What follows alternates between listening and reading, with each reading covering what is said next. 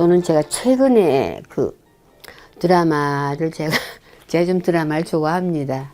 아무 딱게나 좋아하는 게 아니라 재밌는 것만 좋아합니다. 제가 제 기준에서 제 취미에서 맞는 건 좀 좋아합니다. 근데 지금 로맨스는 아예 안 보는 거고요. 근데 재벌집 막내 아들 또 이제 좀 재미가 처음에 시작할 때는 좀 긴장감도 있는 것 같고, 근데 거기 제가 지금 말씀드리려고 한 거기까지만 보고 그 다음에 재미가 없어서 안 봤습니다. 왜냐면 이분들이 또 거짓말 하는구나 싶어가지고요. 근데 그렇지 않습니까? 좀 한 가지를 다 거짓말하게 되면 그 다음 얘기는 다 설득력이 없죠. 다 거짓말로 들리는 거니까요. 그래서 안 봤는데 뭔 얘기냐 그러면 이제 그 재벌가의 막내 아들을 그 삼성그룹의 그 이병철 회장을 모델로 해서 만든 드라마입니다 보니까. 근데 거기에서 이제 그 삼성 회장으로 나오신 분이 이제 무슨 얘기를 하냐 그러면은 이제부터는 지금까지는 사람에게 투자를 했다. 이병철 회장의 얘기가 그거예요. 사람에게 투자를 했는데 이제부터는 과학기술에 투자를 해야 된다 라고 말씀을 하셔요. 그러면서 삼성전자, 지금 삼성전자죠. 삼성전자를 이제 하실 듯 창업할 뜻을, 그때까지는 TV 박스만 만들어낸 거 뭐 그런 것만 있었어요. 근데 대한전선, LG 그 박스만 내는 것만 있었죠. 근데 삼성전자를 창업하실 뜻을, 반도체를 하실 뜻을 밝히셨다. 그러니까 과학기술에 투자하시겠다는 걸 밝히셨다.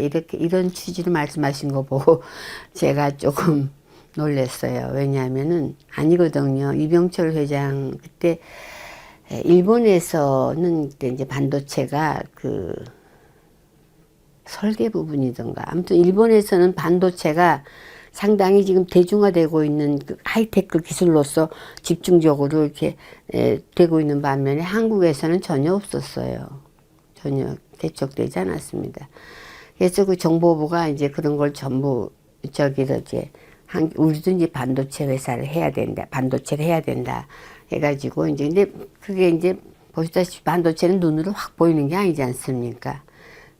그런데 이병철, 그래서 이제 우리나라 기업이 아마 몇 군데 터치했다는 건 제가 그 뭐 말씀드릴 사항이 아니고 어쨌거나 이제 그 삼성 이병철 회장하고 이제 대통령께서 만나셔가지고 그 조금 반도체를 좀 해보지 않겠느냐 했더니 그렇게 이제 말씀하신 건 알아요. 다 근거 있습니다. 근거 없이 말씀드리질 않아요. 근거 없이 말씀드렸다 삼성 사람들한테 어떻게 당하라고요. 근데 그러니까 이병철 회장께서는 절대 노하셨어요. 자기는 제가 이병철 회장도 아주 잘 압니다. 네, 근데 그분 성향으로는 아니죠. 이병철 회장이 우리나라 기업인으로서 그 공로가 있으시다 그러면은 신세계 백화점에다가 그 가격 정찰제를 만들어서 그때 막 바가지 씌운다 막 이런 거 있었잖아요. 막 100원짜리를 1000원짜리를 부르고 막 그래가 난리 나잖아요. 뭐 한번 살려면 얼마나 피곤했어요. 근데 정찰제를 만들어 정착시켰잖아요. 그건 참 잘하셨는데, 근데 그 이병철 회장 스타일이 그 생필품만 하십니다.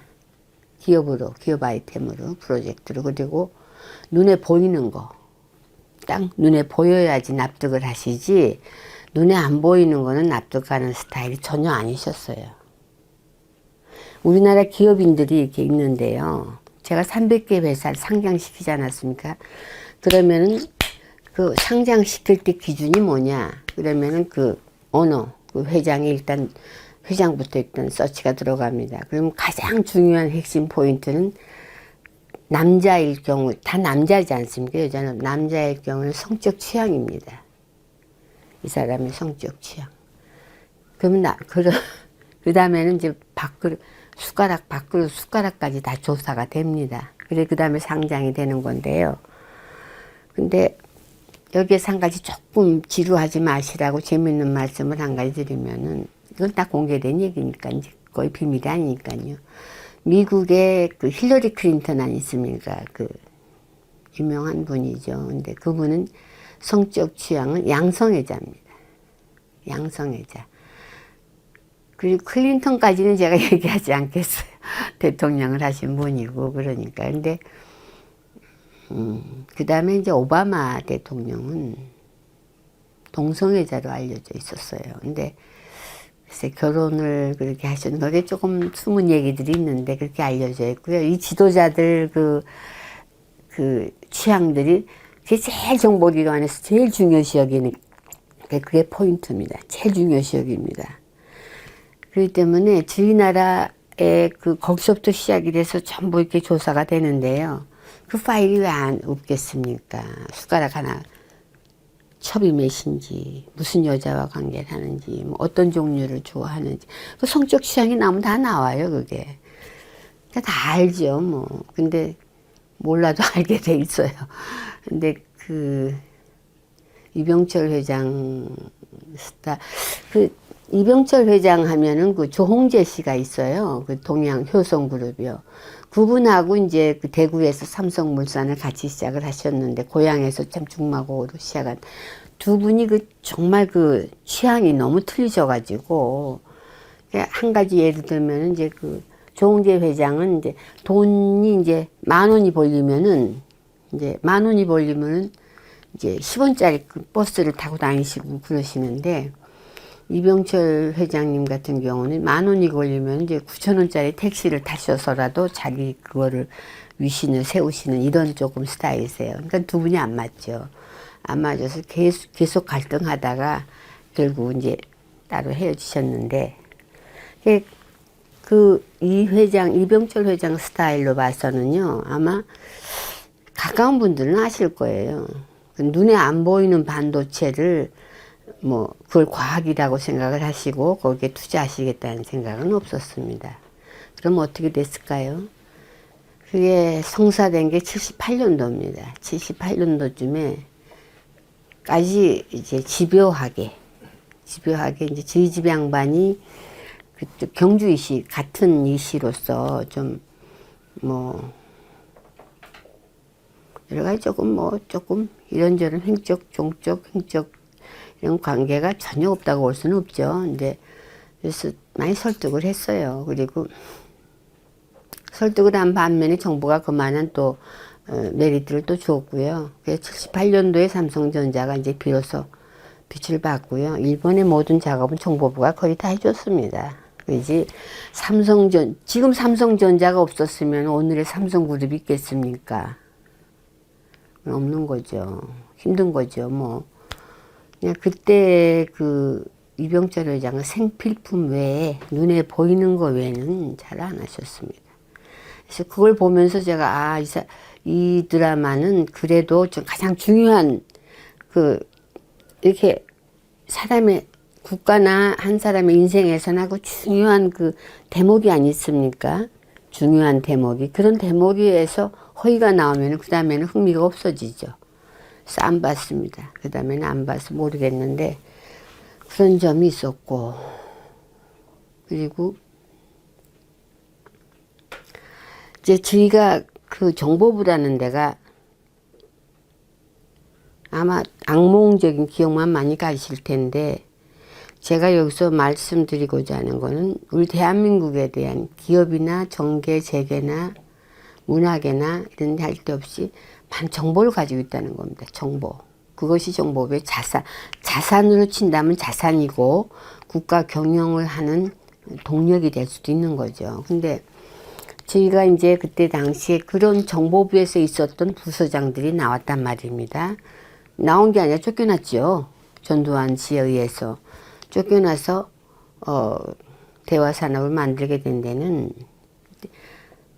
삼성전자가 그렇듯이 또 사우디 현대, 사우디의 주베일 항만공사 그랬듯이 정보부는 일단 국부를 일으킬 수 있는 기업의 프로젝트를 찾아 헤맵니다.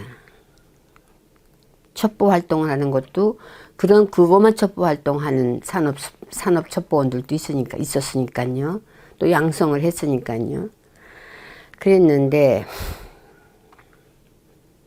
우리나라에서 그 당시에 가장 취약한 산업은 이미 우리나라는 70년대지만은 지금 서구권에서는 이미 글로벌리제이션, 세계화가 시작되고 있었습니다. 그래서 세계화의 핵심 산업이 뭐가 돼 있느냐? 금융산업이었습니다. 왜 금융산업이냐 하는 거는 일단 다 아시겠습니다마는 금태환 제도였지 않습니까? 2차 대전까지는 금태환 제도였는데 그 2차 대전 지나고 나서 이제 그 미국이 주도가 되지 않았습니까? 2차 대전 끝났는데 주도가 됐을 때는 이미 전쟁으로 다 피폐됐어요. 근데 금태환 제도라는 건 금이 있어야 그만한 신용을 그만큼 화폐를 찍어낼 수 있다는 게 금태환 제도의 원리인데 이제 2차 대전 때 이제 금이 다 소진되고 하니까 이제 미국 닉슨에서부터 시작을 해서 아마 그때 닉슨 때 그랬겠죠. 그래서 그때 신용제도, 크레딧 시스템으로 그 브리튼 선언인가? 내가 그 입속에서 맨날 하던 얘기도 빨리 하려니까 안 나오네요. 그래서 바뀌었습니다. 신용제도로. 바뀌어가면서 이제 그게 뭐 무디스니 뭐니 신용평가회사가 나와서 이제는 금이 아니라 평가회사가 신용을 만드는 게 이제 그 시작이 됐는데 그게 세계화의 시작과 같이 더불어서 이게 이 세계 제도가 바뀌었단 말입니다. 금태환 제도에서 신용제도로 바뀌었단 말입니다. 그러면 금융산업이 핵심이 되는 거죠. 신용제도에서는. 그렇기 때문에 근데 우리나라 금융산업이 가장 세계에서도 낙후돼 있었어요. 왜냐하면은 일제 식민지 통치를 겪었기 때문에 그 식민지 하에서의 수탈식이죠. 그래서 지금 우리나라에 있었던 게 뭐 식산은행이라든가 지금 산업은행, 식산은행이라든가 중앙은행, 한국은행도 전부 수탈식 법이에요. 한국은행, 중앙은행 법도 수탈하는 식민지에 수탈하는 법으로 돼 있어요. 그러니까 전당포식이죠. 전당포요. 그런 갔다가 미 군정이 들어왔어. 56일 만에 군정 대령 하나가 들어와서 56일 만에 우리나라 중앙은행법을 손질한다고 바꿨다는데 그걸 얼마나 바꿨겠습니까? 여전히 일제시대 때 그 잔재죠. 은행법이. 그래서 가장 낙후돼 있다라는 게 정보부 판단이었고 대통령의 고민이었습니다. 그래서 대통령 각하께서는 얼마나 각하된다. 나도 얼마나 중요시 여기셨으면 금융에 대해서 얼마나 중요시 여기셨으면 비서실장을 김정념이라고 그 한국은행 출신 은행 출신 그 집안 다 은행 출신이에요. 은행 출신 갖다 비서실장하고 9년인가 돌아가실 때까지 있었지 않습니까? 그러니까 그만큼 금융에 대해서는 알고자 노력하셨고 계속 지도를 받으셨단 말입니다. 그래서 중앙정보부에서도 우리 양반도 우리나라 금융산업을 어떻게 해서 어떻게 해서 수탈식에서 벗어나서 선진금융화로 갈 수 있겠느냐 하는 것에 대해서 상당히 많이 연구를 하고 고민했죠. 고민에 그치는 게 아니라 액션에 들어갔어요. 그래서 어떤 플랜이 나왔느냐 하면 그때 우리가 70년대 이게 지금 무슨 얘기를 제가 하고 있느냐면요. 지가 대화산업을 아까 창업했다 그랬죠. 그러면은 대화산업이라는 거는 전부 정보부 사람들에 의해서 됐다 그랬죠. 그럼 정보부 사람들은 무엇을 하기 위해서 했느냐? 지금 중앙정보부에서는 삼성이나 현대나 이런 데 전부 다 프로젝트나 아이템을 다 줬다고 했죠. 그럼 정보부는 뭘 하는 회사입니까? 국부를 일으키기 위한 기업을 만들려고 하는 이게 또 정보부의 업무 중에 하나였지 않겠습니까? 그러니까 대화산업은 그 일환으로 대통령께서 급소하셨으니까 급하게 돌아가셨음에도 불구하고 정보부에서는 자기들이 해오던 일이 있으니까 그 전담자 부서장들이 있으니까 그 사람들에 의해서 우리는 중단할 수가 없다. 왜냐하면 국부는 언제나 창출돼야 되는 거니까 중단할 수가 없다 해서 창업된 게 81년도 대화산업이란 말입니다. 개인이 아니라 제가 뭐 거기는 아닙니다. 그게 창업이 돼서 그 편제는 이철이가 회장이고요. 저는 이제 명예회장으로 해놓은 거는 이제 돈을 이렇게 말하자면 자기네에게 이제 돈을 언어입니다. 돈을 제공해달라는 겁니다. 저는 이제 명예회장을 해놓고요. 그 다음에 전문은 이제 권영백 박사라든가 정보부에서 금융산업에 연구했던 사람들, 탐구했던 그 전문 조직들로 해서 금융산업을 가장 먼저 쳤죠. 그래서 그 다음에 그때 또 우리나라 대한민국에 어떤 문제점이 있었느냐 하면은 지금 대화산업에 대해서 이순자 동생이 10층 전체를 벌려놓고 뭔 일을 저질렀는지 모르고 있다. 하니까 좀 혼내줘야 된다.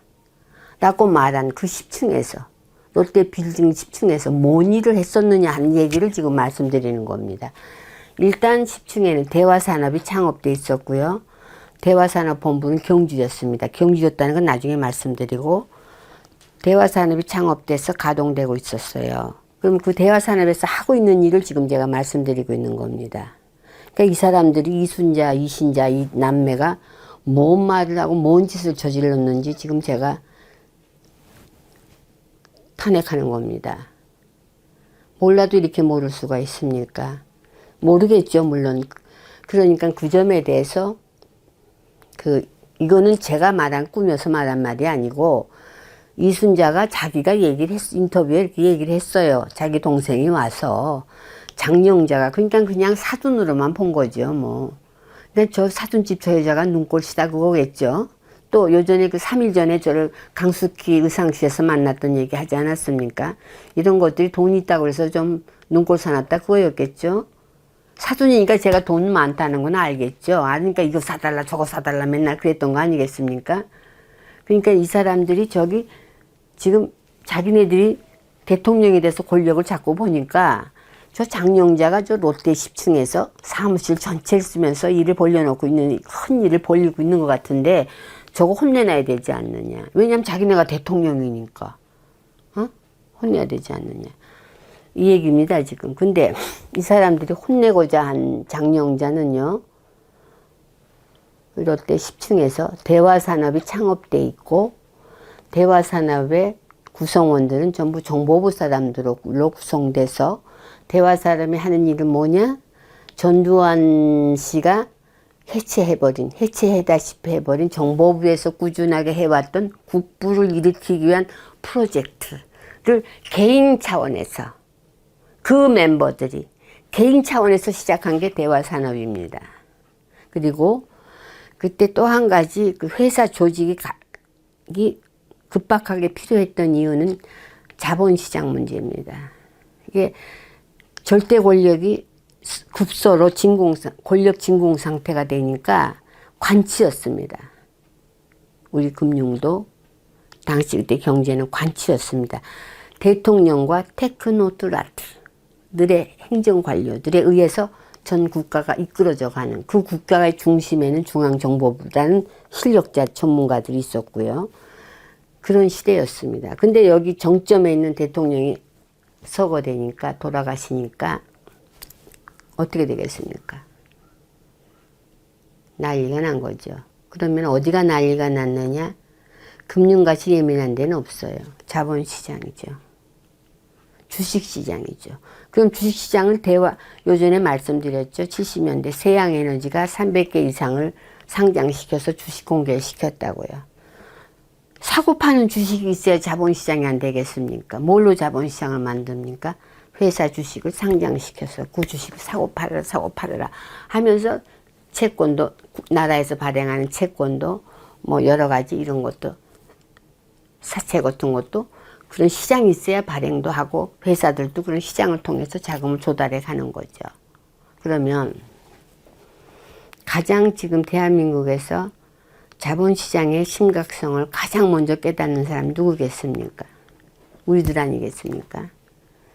그러면은 이 회사들이 지금 유동성이라 그러죠. 운전자금. 재고가 아무리 많아도 유동성에 대해서 문제가 발생할 때는 이렇게 경화, 딱 막혀버리게 되면은 부도가 납니다. 재고가 아무리 많이 있어도 그건 그 다음 얘기고요. 그 다음 회사 청산할 때 얘기지 당장 회사는 부도 납니다. 그게 현실입니다.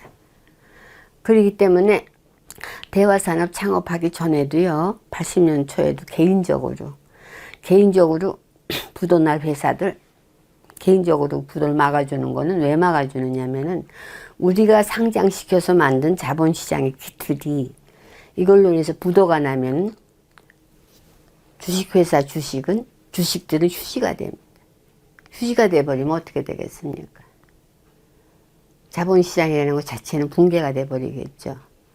그때 한순간은 자본시장 패닉에 빠졌죠. 이거 어떻게 되느냐. 큰일 났다. 그래서 이 장군이나 저나 또는 또 지금 나중에 이름 밝혀도 되겠지만은 의식 있는 몇몇 분들이 합해져 가지고 좀 막아야 되지 않느냐.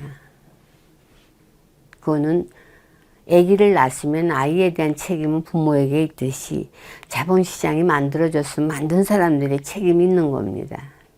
그겁니다. 다른 거 아무 이유 없어요. 그래서 대화산업이 만들어지기 전에 이미 자본시장이 하고 있었다는 얘기입니다.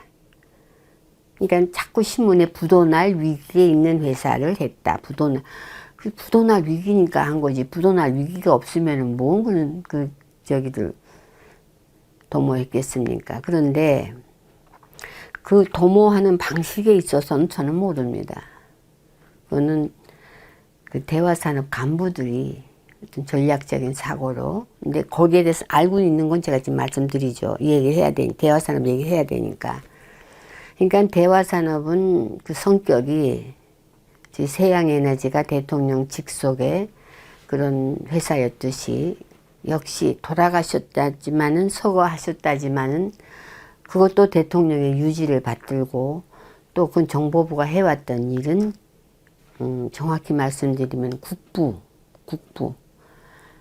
집안에 가정에도 부가 있어야 살지 않습니까? 국가도 항상 그 부를 만들어 가야 그 국가가 서는 거 아니겠습니까? 그러니까 정보부 하는 일은 게 끊임없습니다. 그 국부 창출이요. 그렇게 하기 위해서 그 아이템들, 프로젝트들 이런 것들을 자기네들이 정보부에서 하던 걸 그대로 대화산업으로 옮겨온 겁니다. 그래서 처음에는 그 금융산업, 지금 글로벌리제이션 세계화 시대 때 중심산업은 금융산업인데 우리가 가장 낙후되어 있다. 이걸 우리는 업그레이드 시켜야 된다 해서 어떤 방법으로 했느냐 하는 건 조금 이따 말씀드리고, 그 다음에 그 당시에 문제가 뭐가 있었냐 그러면은 우리 대한민국의 당시에 그 항공회사가 칼 하나 있었습니다. 항공회사가 칼 하나 있으니까는 계속 그 민원과 진정이 들어오는 게 독점을 하고 있다 보니까 서비스면이라든가 엉망이라는 거죠. 발전이 없다는 거죠. 혼자 있으니까 엉망이라는 거죠. 그래서 경쟁을 시켜야 되겠다. 그래서 항공사 하나를 더 설립하는 거, 그건 정보부에서 계속 추진해 왔어요. 어디와 했느냐? 아메리칸 모터스라는 회사와 계속 추진해 왔어요. 항공산업. 그 다음에 세 번째는 뭐냐? 정보부에서 파악한 거는 먹거리입니다.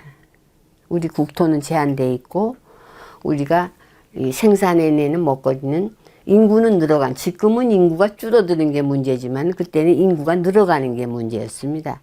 인구가 늘어가는데 먹거리는 제한되어 있고 이걸 어떻게 해야 되느냐? 먹거리. 그럼 우리는 삼면이 해저로 되어 있다는 얘기죠. 바다로 되어 있다는 얘기죠.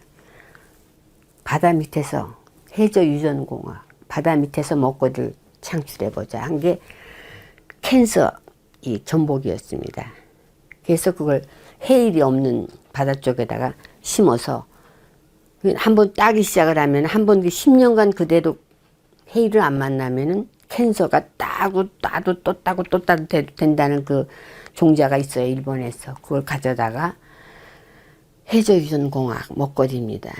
네 번째는 대통령께서 가장 역점 둔 게 나라의 미래, 나라의 기반에 대해서는 문화재, 우리 역사적으로 흘러내려온 역사가 간직하고 있었던 또 역사가 전달해 내려오는 문화재를 소중히 여겨서 문화가 없는 민족은 그건 우수한 민족이 아니라는 거죠. 문화와 언어 그런 것들이죠. 그는 상당히 그걸 소중한 가치로 여기셨어요. 그러면은 일단 지도자가 소중한 가치로 여기고 있는 게 합당하고 동의가 될 때는 그 참모들은 다 그 가치를 다 자기 가치로 끌어갑니다. 그 다음에는 대통령께서 중시 여긴 게 뭐였냐면 청소년들이었습니다. 청소년들을 과학 꿈나무로 키우겠다. 청소년 육성 사업.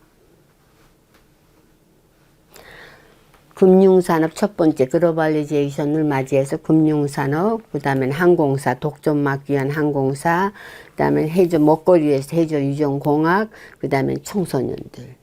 그래서 저희 대화산업본부가 경주에 불국사로 들어가는 입구에 그 당시엔 다보 유스 호스텔이라고 있었습니다. 그 유스 호스텔이라는 거는 청소년들이 와서 합숙하고 묵는 그 값싸게 묵을 수 있는 그 유스 호스텔이라는 그런 게 이제 또 생겼는데, 그 다보 유스 호스텔을 인수해가지고 그 뒤에 다보 유스 호스텔 뒤에 30만 평이 있습니다. 산야가, 임야가.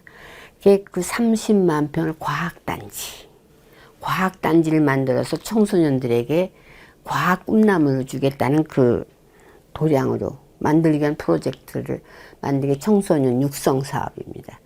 그래서 요소에다가 유스 호스텔을 만들어서 청소년들로 하여금 질 좋은 데서 숙식하면서 그 과학 영재로 키우시겠다는 그런 걸 우리들이 대화산업이 그대로 이어갔단 말입니다. 그게 대화산업의 프로젝트였습니다. 그 다음에 이제 뭐 5번째는 이제 유통으로 돼 있는데 그건 뭐 별 중요한 게 아니고요. 그래서 이제 제일 처음에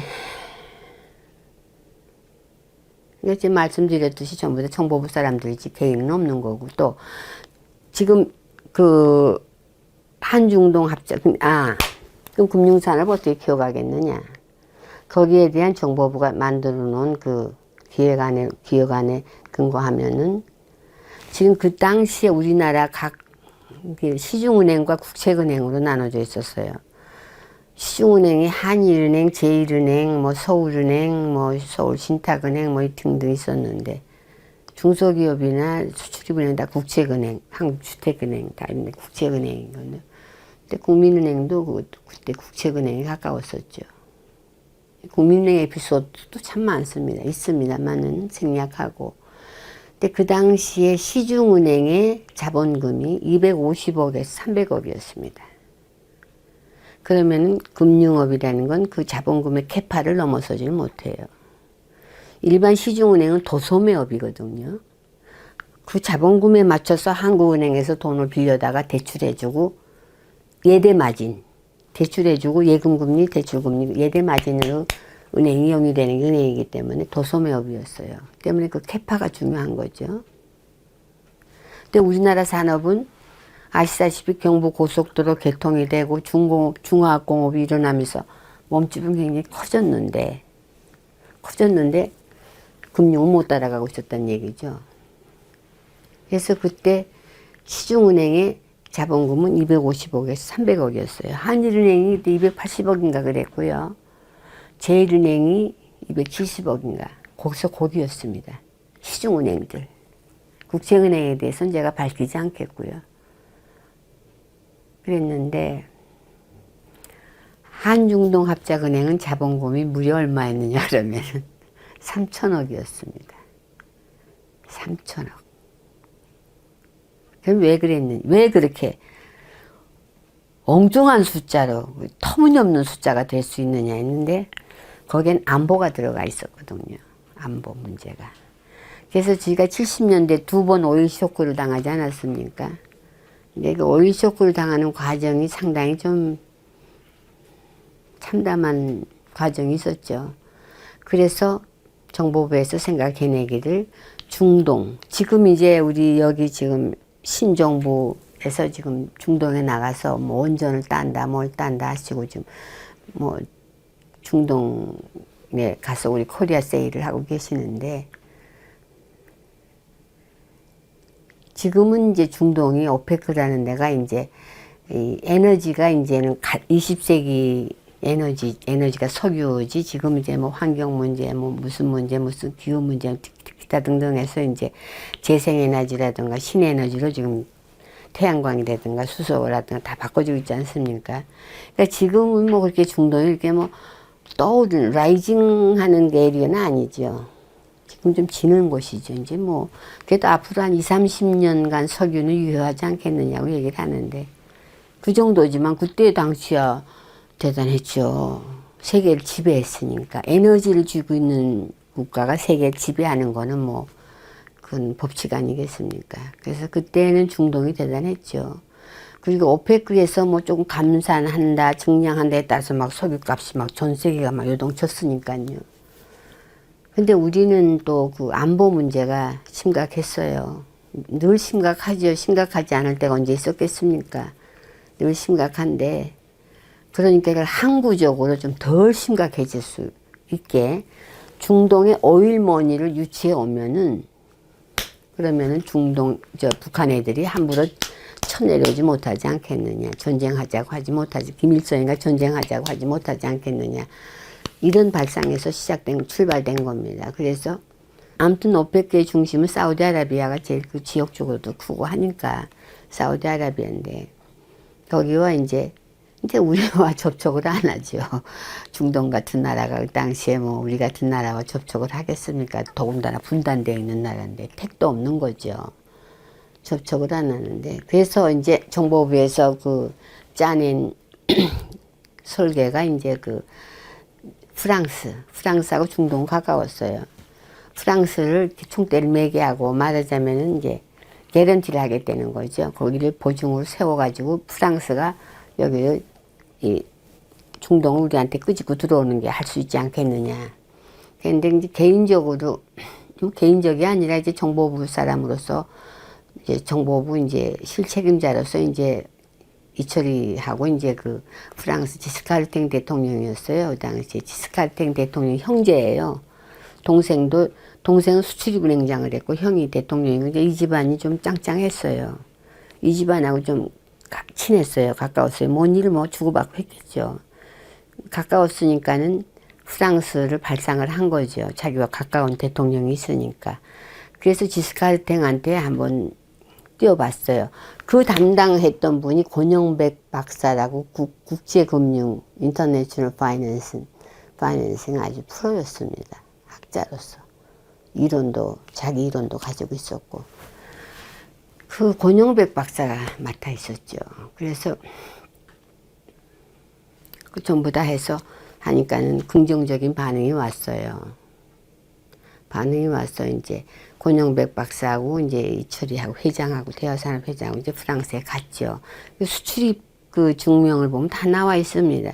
권영백 박사 혼자도 왔다 갔다 하고 그리고 이제 이 장군도 많이 왔다 갔다 했습니다. 왔다 갔다 하면서 이제 지스카르탱 대통령이 긍정적인 답변을 받아냈어요. 그러니까는 이제 우리나라와 이제 우리나라 40몇 프로 또 중동 40몇 프로 그 중간에 맞으면 캐스팅 보트 역할은 프랑스가 10몇 프로인가 갖는다는 조건이었어요. 그때 그 조건으로 합의가 된 거예요. 그게 참 어렵게 해냈죠. 그래서 중동 오일머니 정도의 그 규모란다고 그러면은 다 계산해 본 결과 뉴욕에는 그런 컨설팅이 있습니다. 뉴욕이라는 도시가 참 재밌어요. 세계의 모든 상업들 이런 것들이 거기는 브로커들이 거기는 정식 면허를 가지고 하니까 거기에다 맡기면 다 나와요. 그 뉴욕 참 그 재밌는 곳인데요. 그래서 그때 컨설팅을 뉴욕에 맡겨본 결과 한 3천억 정도 하는 게 안 좋겠느냐. 그래서 저희는 3천억으로 잡은 겁니다. 그러다 보니까 국내 상황하고는 좀 안 맞다 하더라도 어떤 개념이냐면 그러면은 그 리딩 뱅크 지금 이제 그런 얘기가 이제야 나옵니다만 우리는 그때 그걸 외쳤어요. 컨트롤 타워 각 금융의 컨트롤 타워 리딩 뱅크를 딱 만들어 놓고선 각 은행들을 업그레이드 시키는 겁니다. 그 수준으로 끌어올리겠다는 얘기입니다. 그래서 그게 한중동 합작은행이라고 이제 이름이 그렇게 일단은 그때는 재무부였죠. 재무부에 우리 그 모든 계획서가 제출된 게 이름이 한중동 합작은행으로 되어 있습니다. 그래서 그런 일이 상당히 바빴는데 그러면 대하산업은 그렇게 그냥 부도를 막아주면 막아주지 왜 배수의 엄을 받았느냐. 저도 그게 조금 의아했었어요. 근데 그거는 100% 1000% 전략적인 사고에서 나온 거예요. 정보부 사람들이. 어떤 전략적인 사고였느냐 하면은 문제는 현실이었어요. 현실. 정보부의 법이라는 거는 초월해 있기 때문에 어떤 점에는 이상이라고 현실에서 보면 안 되는 불가능한 일을 정보부는 한단 말이죠. 근데 그거를 정보부를 갖다 현실로 옮겨왔을 때는 현실에서는 안 돼요. 그게. 현실에서 안 되는 일은 정보부에 끄집고 가면 돼요. 정보부는 해내요. 그런데 정보부에서 하는 일을 현실을 꾸짖고 오면 안 돼요. 실정법이 있고 모든 법 체계가 있고 일반화되지 않았기 때문에 안 돼요. 그럼 어떤 문제가 안 됐느냐? 이러면 또 자본시장이 또 나와야 돼요. 주식시장 얘기가. 주식시장을 만들기 위해서는 비실명 비과세로 만들었습니다. 비실명 비과세로. 그렇지 않으면 안 되죠. 그렇죠? 그러니까는 다시 말해서 비실명 비과세는 무슨 의미냐 그러면은 100만 원을 가지고 자본시장에 가서 주식을 사고 팔아서 1000만 원을 이 소득을 냈어요. 그건 자기가 낸 소득이기 때문에 비과 세금이 없어요. 그 다음 비실명은 누가 그렇게 100만 원 가지고 1000만 원을 냈는지 알 수 없도록 가명을 쓰든가 이니셜을 쓰든가 그때는 전부 가명시대였지 않습니까? 실명시대가 아니지 않습니까?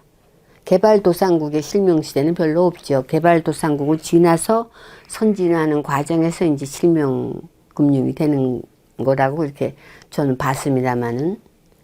그래서 그때는 전부 가명이죠. 그러니까 비실명 비과세. 이걸로 자본시장을 만들었단 말이죠. 근데 그걸 이제 나중 사람들은 그걸 지하 경제니 지하 자금이니 음성 자금이니 이상한 말들 하는데요. 우리 시대 때는 자본시장의 자금을 뭐라고 불렀느냐? 상업자금. 영어 쓰면 좀 있어 보이긴 하지만 좀 거부감도 있어요, 저도. 근데 커머시얼 펀드라고 했습니다. 상업, 커머시얼, 상업자금. 그러면 상업자금 쪽은 비실명 비과세 자금이라는 얘기입니다. 자본시장 자금이죠. 비실명 비과세. 여기서 안에서만 있는 자금. 그러면 또 무슨 자금이 있느냐? 이게 이제 회사를 만들고 기업을 만들려면은 산업자금이 돼야 됩니다. 인더스트리얼 펀드. 인더스트리얼 펀드가 돼야 됩니다. 그럼 다시 말해서 상업자금이 산업자금화되기 위해서는 이 다리를 건너가기 위해서는 이 자금은 자금 출처가 나와야 됩니다. 이건 쉬운 얘기죠. 그렇죠? 비실명 비과세 자금으로는 산업자금화가 안 돼요. 자금 출처가 나와야 됩니다. 그런 데에서 그게 100% 안 된다는 거는 그때 당시 내가 그쪽에 그 전문이 아니었기 때문에 그런 개념으로 받아들이고 있었어요. 그래서 대화산업이 말하자면 산업화되기 위해서는 대화산업 자금이 기반이 되기 위해서 기반이 되고 특히나 바로 눈앞에 있는 한중동 합작은행이 3천억이라는 자본금의 은행을 설립하기 위해서는 일반 실정법에서 요구하고 있는 세금 문제라든가 인더스트리얼 펀드, 산업자금이 원하고 있는 요건을 갖춰야 됐었겠죠. 그런 데서 나온 발상일 겁니다. 그래서 대화산업도 프로젝트만 있지 자금에서는 무지요. 그러면 우리라는 자본시장의 오너가, 그러니까 우리 돈들이 이병철이나 이병철 회장이나 정주영 회장이나 이런 분들이 기업으로 인해서 키운 자금이 된다 그러면은 문제가 없는 거죠, 하나도. 또 기업에 의해서 소지하고 있는 주식이라든가 그걸 갖다 주시장에다가 매도를 해서 그걸로 만들었다. 문제 없는 거죠. 근데 저 경우는 전부 생가명에다가 세금 낸 일이 없거든요.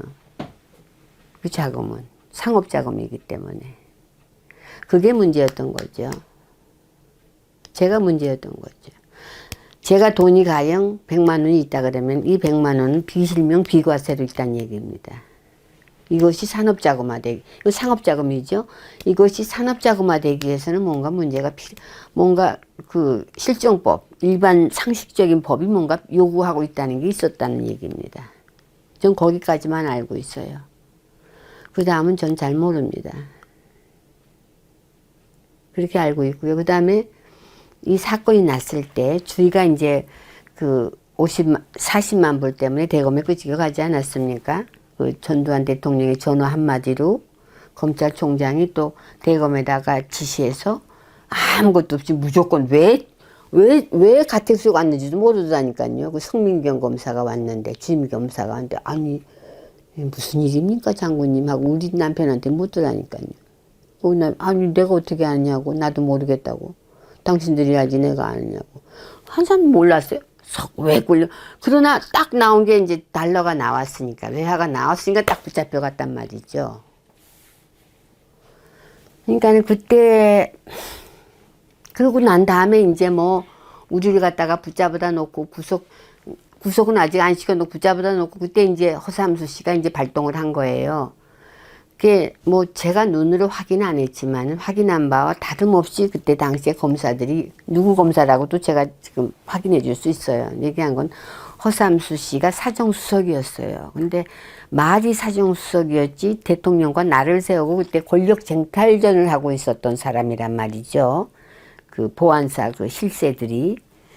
근데 이분이 사정수석을 하고 있어도 그냥 사정수석이 아니었던 게 분명한 거는 언론 통폐합을 시킨 게 허문도와 허삼수 씨 작품 아닙니까?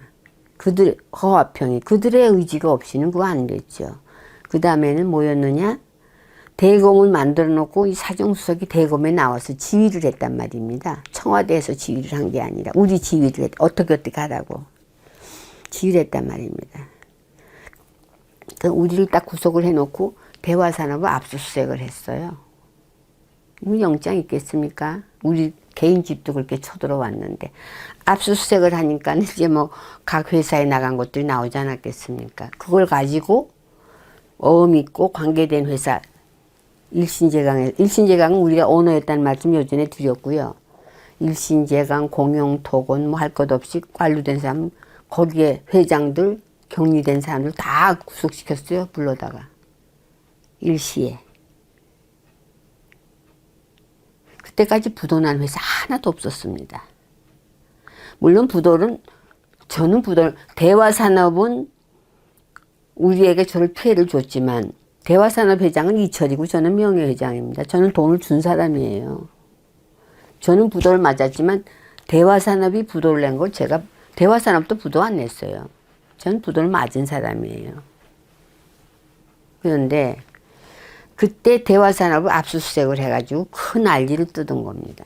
사람들 다 붙잡아다 묶어놓고선 부도 내지 말라는 사람들 어디 있습니까? 하루만 그 관계자가 없어도 은행에서 난리 나는데. 그래도 한참 버텼어요. 5월 7일 우리가 구속되고 난 다음에도 10일인가 15일인가 있다가 부도가 나기 시작을 한. 그때는 좀 다 잡혀와 있었어요. 우리와 똑같이. 대화산업에서 그 나온 사람들.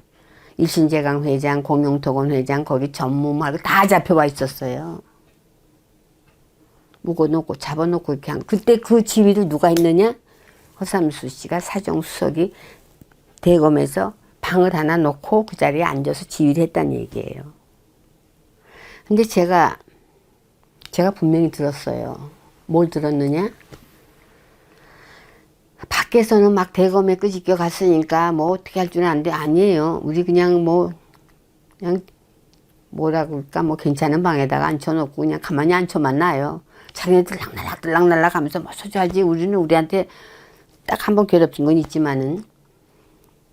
근데 제가 이렇게 앉아있는데 복도 문이 열려 있었어요. 근데 거기 복도 중앙에 복도 이렇게 지나가는 그 통로에 전화가 있었던 것 같아요. 근데 거기서 전화 통화하는 소리가 들리는데 잘하면 나올 것 같습니다. 아직까지는 지금 이렇다 할 게 안 나오는데 잘하면 나올 것 같습니다 하고 막 보고를 하더라고요. 그러니까 뭐가 나올 것 같으냐? 우리 범죄를 어떻게 해서 끄집어내 볼 수 있겠다. 그 얘기였습니다. 제가 그건 천지신명께 맹세고 제 귀로 똑똑하게 들었습니다. 그래서 이 사람들이 뭘 만들고 있구나. 그러더니 5월 4일인가 5일인가 그때 그 성민경 검사 주임 검사였어요. 2차장 대검 2차장인가 했는데 뭐 1차장 이건계도 와서 뭐 또 얼굴 찢다 보고 신건이도 그때 와서 얼굴 찢다 치다 보고 뭐 찍고 보고 할 말이 뭐 있나요? 할 게 없지요. 할 말도 없죠. 근데 와서 하는 말이 지금 저 풀어드리면 저 부도를 막아줄 수 있겠네요. 그래서 제가 한마디로 거절했죠. 내가 당신들 종도 아니고 이렇게 사람 갖다가 붙잡아도 다 이렇게 회장들이고 뭐고 다 붙잡아다 놓고 나서 나도 내가 무슨 재주로 내가 지금 그거 하라겠냐고. 할 재주도 없지만은 할 능력도 없지만 할 생각도 없으니까 가시라. 그걸로 끝냈어요. 그러더니 며칠 2, 3일 후에 부도가 나더라고요. 그때 신문을 조금 제가 말씀드리는 걸 조금 염두에 두시고 신문을 보시면은 나옵니다. 제가 외국한 관리법으로 구속됐지 그 이외로 구속된 게 없어요. 근데 해놓고 나서 뭐시 나온다 뭐 있다 뭐 농장 있다 뭐 왜 왔니 어떻다 왜 농장 어쩌다 그 요전에 말씀드리지 않았습니까? 그 김정한 목사님의 안내로 인도로 해서 다 외화 문제는 농장 문제나 그건 엘라바마 주지사 근데 그렇게 해서 다 됐다는 거 말씀드렸죠. 우리가 개인적으로 뭘 어떻게 해서 움직이고 그럴 신분도 아니고요. 어차피 다 높이 올라가 버린 사람은 다 밑에 참모들이나 밑에들에 의해서 다 움직이게 돼 있지 막 본인이 어디 혼자 도망다니면서 뭘 어떻게 움직입니까? 뭐 못하게 구조적으로 못하게 돼 있습니다. 그래서 그때 뭐 그런 상황이었죠. 그러니까 우리를 붙잡아다 놓고 이제 만들었죠. 그렇게 만들었는데 더 길게 말씀드릴 것도 없이 지금 제 대명사가 뭐 건국 이래의 희대의 사기꾼 또 건국 이래의 최대 금액이 7,700억이 그 7,700억을 사기했다는 겁니다. 근데 그 앞에 얘기를 보시면은 어음 사기라는 겁니다. 그럼 그 어음이라는 게 뭡니까? 그 유가증권 측에도 못 들어요. 유통 방법이지. 회사가 유통하는 방법이지. 그 날짜에 부도가 안 된, 그 날짜 가서 부도가 나야지 부도가 되는 거지. 그 날짜까지 약속돼 있는 증거지. 그러면은, 그때 당시에 어음법에 의해서요.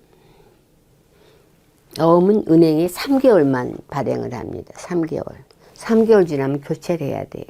교체를 하든지 결제가 돼서 끝나버리든지. 3개월. 그러면은 대화산업이 이 회사들이 아니라 뭐 공용토건이 뭔지 하고 계약을 한 거는 3년 거치 5년 상환으로 계약을 했습니다. 니네들의 지금 당장 돈이 없어서 부도가 날 회사를 돈을 주면서 당장 돈 갚으라고 하겠습니까? 그건 불합리한 얘기지. 그러니까 3년 후부터 갚아라.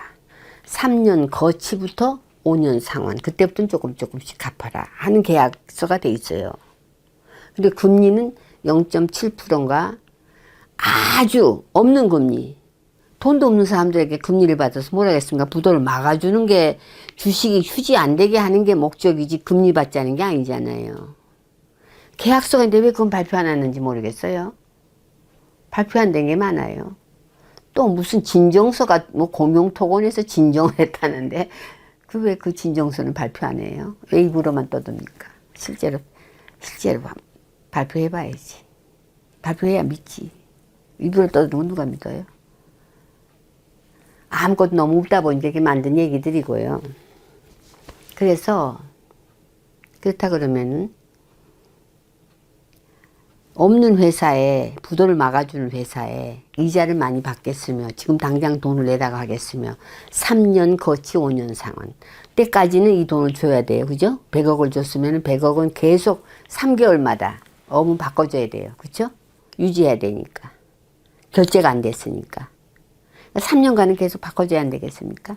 그러니까 1년 반 동안 3개월마다 한 번씩 바꿔줘왔다는 얘기입니다. 돈은 똑같은데. 그게 누적된 숫자예요. 누적된 숫자. 이해되십니까? 예를 들어서 지금 A라는 분이 10만 원을 은행에 10만 원을 어음 발행을 했어요. 근데 이 기한이 3개월이에요. 3개월을 연장을 해야 돼요. 3개월 더 연장을 해야 돼요. 근데 이 어음은 3개월밖에 못 써요. 그럼 3개월 뒤에 새 어음으로 교체를 해요. 그럼 이 어음에서 교체했다고 해서 10만 원이 20만 원이 된 게 아니고 똑같은 10만 원이에요. 교체된 것뿐이 교체. 누적 숫자예요. 누적 숫자. 근데 그 누적 숫자라고 하더라도 그건 너무 많아요. 뻥튀기인 거지, 그거는. 한 반은 뻥튀겼을 거예요. 왜? 그때 당시 은행에서 각 기업이 거래하는데 그렇게 많은 어음 종류도 그렇게 발행이 안 돼요. 또 캐파에 따라서 조금씩 발행이 되는 거지. 그리고 그 일단 그것도 잘못됐지만 그것도 상식 이하의 비상식이지만은요. 또 한 가지는 저희가 사기를 했다는 주체로 모수를 받고 7,700억을 사기했다 그러면은 사기를 당한 회사나 그래서 저희에게 손배소가 들어와야죠. 그렇죠. 단 그런 큰 금액이 아니래도 단 몇 푼이라도 니네가 어음을 부도를 냈으니까 우리한테 손해배상을 하라 라고 들어와야 됩니다. 그 사건으로 어음에서 손해배상 하라는 회사는 단 10원도 없습니다. 우리한테. 그럼 예를 들어서 국가가 대의변제를 했다. 그럼 국가는 우리한테 신청을 해야 됩니다. 그런 것도 없습니다. 그리고 세 번째 가장 결정적인 거는 우리가 그 회사 어음들 우리가 독점을 했겠습니까? 자기네들은 발행을 안 했어요. 공용토고는 이중장부로 발행을 많이 했던데 그래서 정치자금으로 썼던데 이 얘기는 제가 책임집니다. 증거를 가지고. 그럼 우리가 회사 장부마다 그 어음 우리가 다 썼겠습니까? 대화산업이 다 했겠느냐고요. 나는 구체적인 거는 제가 사건이 난 뒤로 남편하고 계속 격리돼 있어서 가끔 뭐 만난다 그래도 그런 걸 알 수가 별로 제대로 일목요연하게 알 수가 없어서 모르겠습니다만은 대화산업이 뭐 견질로 가졌든 뭘로 가졌든지 간에 그건 대화산업 자금 출처를 만들기 위한 또 하나의 공작이었을 겁니다. 사기가 아니라. 사기를 한다면 이 사람들 돈 안 주죠. 왜 무슨 부도 직전에 회사들 그 다 떨어져가는 신용도 없는 그 어음을 받고선 돈을 3년 거치 5년 상환으로 빌려주겠습니까? 근데 문제는 실체가 없다. 실체가 없다라고 제가 부르짖는 거는 그런 그 어음에 대해서 우리가 정말 실체로 우리가 그런 어음을 그렇게 받았고 우리가 뭐 그 어음을 사기로 쳤으면은 손해배상이 들어와야 될 거 아닙니까? 우리 재산이 있는데. 지금 연금도 제가 상속돼서 받고 있습니다. 우리 집 양반 공무원 연금. 하다못해 그거라도 압류가 들어와야죠. 뭐라 물어라 해야 될 거 아닙니까 우리한테. 없어요. 우리는 그 사건에서 추징금도 없어요. 한 푼도. 벌금은 있었다. 뭐가 있었느냐?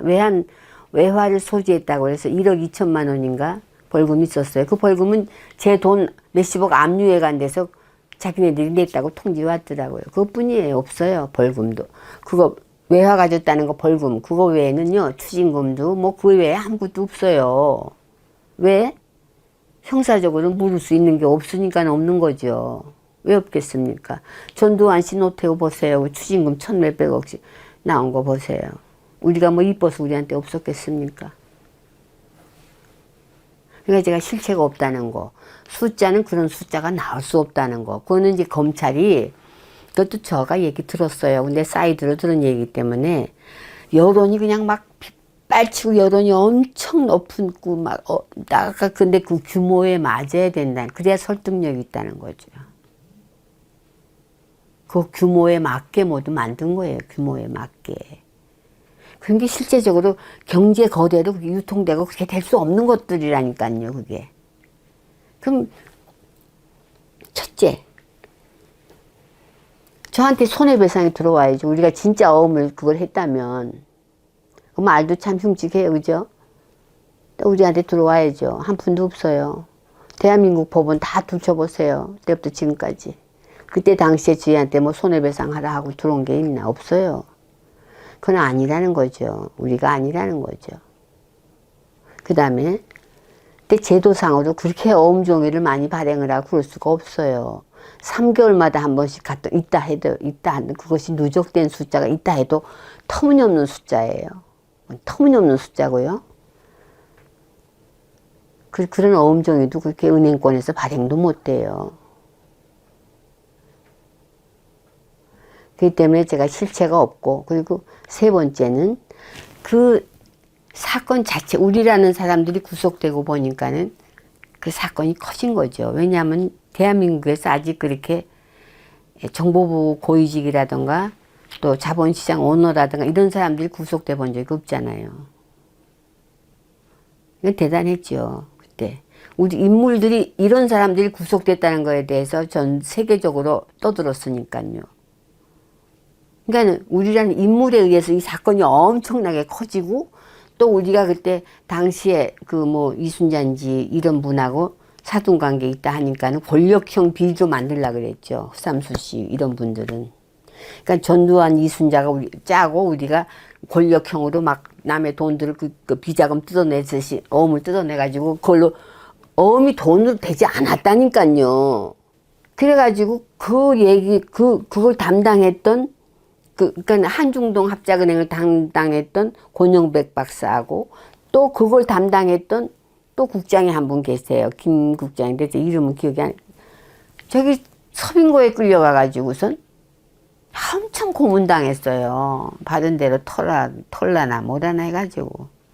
그래가지고 권영백 박사는 거기서 그 한중동 합작은행 그것 때문에 이렇게 나와가지고 몇 개를 안 돼서 사망하셨잖아요. 고문 후유증으로. 참 비극이 많았어요. 그것 때문에 개인적인 비극들이 많았어요. 그러니까 이런 일들을 어떻게 지금까지도 그걸 사실같이 떠들러서 그냥 제 이름 갖다 얹어놓고 또 여기다 얹어놓고 이 사람은 누구냐 이 사람은 막 이러는데 전 관계없는 사람이에요. 날 갖다가 내가 누구를 만나러 돌아다니고 근데 남편이 있는 사람이 그것도 제 직위도 있고 제 돈도 있는 사람이 다 막 큰 사람들 만나러 돌아다니고 거기서 제가 막 시장통 장사치가 제가 다녔겠습니까? 그건 말도 안 되는 소리고요. 당시만 하더라도 참 이렇게 말하면 좀 거부감이 있으시겠지만 경호원들이 있었어요. 저는 왜냐하면 국가 기밀자고 하니까 이 장군이 붙여놔요. 제가 어디를 튀지 뭐 자기 몰래 뭐 할까 싶어가지고 이렇게 경호원들이 하다못해 제가 1년에 한두 번씩 미용실에 가도 문 열어놓고 저 빤히 쳐다보고 있다니까요. 어디로 내가 어디 다른 문으로 나가나 싶어가지고 지긋지긋해요. 그때 경호원들이 있었다니까요. 그냥 경호하는 줄 아세요? 말이 경호원이 그게 막 화려한 느낌의 경호원이 아니에요. 그 사람들 그거 아닙니다. 아세 한 번 간 미용실에도 시선을 떼지 않고 자기 목표물이니까 목표물에서 시선 떼면 안 되거든요. 이게 경호 원칙이거든요. 많이 쳐다보고 있다니까요. 그게 경호입니다. 그게. 그런 사람들 속에서 전 산 사람인데 어디 돌아다니면서 누굴 만납니까? 그렇게 또 한번 살아봤으면 좋겠습니다만은. 그래서 어쨌거나 지금 이순자 씨에게 보내는 이 공개 서한에서 이게 제가 지금 마지막입니다. 여기까지 하겠는데요. 근데 그 당신 자매들이 롯데빌딩 10층에서 뭘 했는지 큰일을 벌이고 있다. 그런 큰일을 벌이고 있었습니다. 아시겠습니까? 그런 일을 하고 있다고 그래서 남편한테 장영자 혼내주라 그래가지고 우리 집 가택수색 들어오게 해서 그래서 이 사건을 만드는 단초를 만드신 게 바로 당신입니다. 그리고 그 과정에서 얼마나 많은 사람이 죽고 얼마나 많은 인생의 비극 그걸 갖다가 얼마나 지금 치욕스럽게 만들어 놓고 저도 어떻게 만들었습니까? 그리고 어떻게 지금 그런 얘기를 또 하고 있습니까? 근데 그래요. 지금 이순자 당신을 지금 제가 뭐라고 할 것도 아니에요. 알고 보면 우리가 그 당시에 정신을 바짝 차렸었고 우리에게 당신들에게 당하지 않을 만한 힘이 있었다면 왜 당했겠습니까? 그 우리 책임입니다. 우리가 힘이 없어서 당신들한테 당한 거니까 거기에 대해서는 왈가왈부 안 하겠는데요. 왜곡하고 조작하고 거짓말하고 그러지는 말아달라는 겁니다. 그러지는 말아달라는 거예요. 그겁니다. 그리고 제가 이렇게 지금 중구난방이 돼가지고 이렇게 제 정신을 못 차리는 것 같이 보이실 겁니다만은, 제가 요즘 유튜브를 보고 있으면요, 내가 이거 정신줄 잠시 놨다가는 아예 놀 것만 같아요. 너무나 많은 허위 사실들에 의해서 너무나 많이 역사가 왜곡되고 조작되고, 이건 이래가지고선 어떻게 나라의 정통성을 가지고 우리 미래 세대들이 뭘 역사라고 믿고 살아가겠습니까? 그리고 댓글에 보니까요, 조봉암 씨에 대해서 알고 계시는 거 있으면 얘기 좀 해주시라는 분이 계셨어요. 근데 제가 그 시대에는 어린 사람이었어요. 이제 초등학생, 국민학생이었기 때문에, 국민학생, 이승만 대통령께서, 그러니까 4.19가 제가 고등학교 때니까, 그때까지죠, 저는. 그러니까, 그때까지 제가 습득할 수 있는 거는 사회 분위기라든가 이런 거 정도였지, 역사적인 실체 진실을 알기에는, 접근하기에는 터무니없는 어린 나이였어요. 그럼에도 불구하고, 우리 집안도 정치하는 집안도 아니었지만은, 그럼에도 불구하고 제가 좀 듣고 좀 자라면서, 또 나중에 또 제가 정보부에서 정보부를 만든 사람이 제 남편이다 보니까는 그러저러한 역사들의 얘기들 많이 이제 간접적으로 이제 듣는 것들도 있고 해서, 그분이 주소를 남겨주시면 제가 공개적으로 말씀드릴 사안은 아니고, 남겨주시면은 제가 따로이 제가 서신을 올려드리겠고요. 그리고 또 한 가지는 요즘에 그때 주일마다 이슈가 되는 게 있더라고요, 유튜브에는. 근데 이기붕 부통령 일가가 자살인가 타살인가에 대해서도, 근데 이런 게 참 팩트가 있는데도 참 중구난방으로 너무 힘들게들 그거 하시니까, 그러니까는 참 그 역사가 한대로 모아져야 되는데, 모아져서 역사의 그 통일성을 좀 가져야 안 되겠습니까? 그래야 우리들 공부하는 우리들도 편한데. 근데 자꾸 그렇게 막 음모론을 만들고 막 뭘 만드는 분들에 의해서 이런 것들이 여러 가지 복잡해진단 말이죠. 근데 그 당시에 주의 형보가 헌병감이었다고 요전에 말씀드리지 않았습니까? 그래서 헌병감은 그 역사의 현장을 낱낱이 보고 수색하고 검사하고 함께 있었기 때문에, 저는 그 이기붕 씨 일가가 돌아가신 그 사진을 그날 다음 날로 제 아버지한테 형부가 가져와서 봤어요. 보고선 지금 또 이기붕 씨를 또 개인적으로 잘 압니다. 참 괜찮은 사람이었어요. 그리고 거긴 박마리아 씨 문제는 안 나오는데 참 여자들이 망친 경우가 있습니다. 그래서 다음번에 그 역사에 대해서 저한테 주제를 가지고 이렇게 댓글에 달아주시면 제가 그 중심으로 제가 말씀을 드리겠고, 그리고 좀 더 생각을 가다듬고 정리해서 무엇이 지금 제가 가장 필요한가, 또는 무엇을 말을 해야 되는가, 또 무엇을 하지 말아야 되는가 하는 걸 제가 좀 정리를 해서 다음번에는 주제를 잡고 오늘같이 횡설수설하지 않겠고요. 그리고 이순자 관련해서는 오늘로 끝내겠습니다. 그리고 더 이상 그 여자에 대해서, 그 할머니에 대해서는, 그 노파에 대해서는 더 이상 입에 담지 않겠습니다. 그러니까 그렇게 알아주시고요. 그리고 이순자 당신이 만약에 내가 한 모든 발언에 대해서 이의가 있다거나, 또는 내가 허위 사실을 말하고 있다거나 하면은 유튜브를 통해서 즉시 반박해 주십시오. 그럼 제가 거기에 대해서 근거라든가 어떤 증거물로 내가 이런 얘기를 하고 있는지 거기에 대해서 제가 말씀드릴 테니까 그렇게 해 주시죠. 그리고 오늘로써 이순자 씨에 대해서는 좀 끝내겠습니다. 끝내고 다음번에는 그 50 탄생이라든가 또는이 아니라 12.6이 왜 일어났는가에 대한 구체적인 건 아니겠지만은 국민들께서 알아들을 수 있을 만한 그런 팩트를 가지고 말씀드려보도록 하겠습니다. 고맙습니다.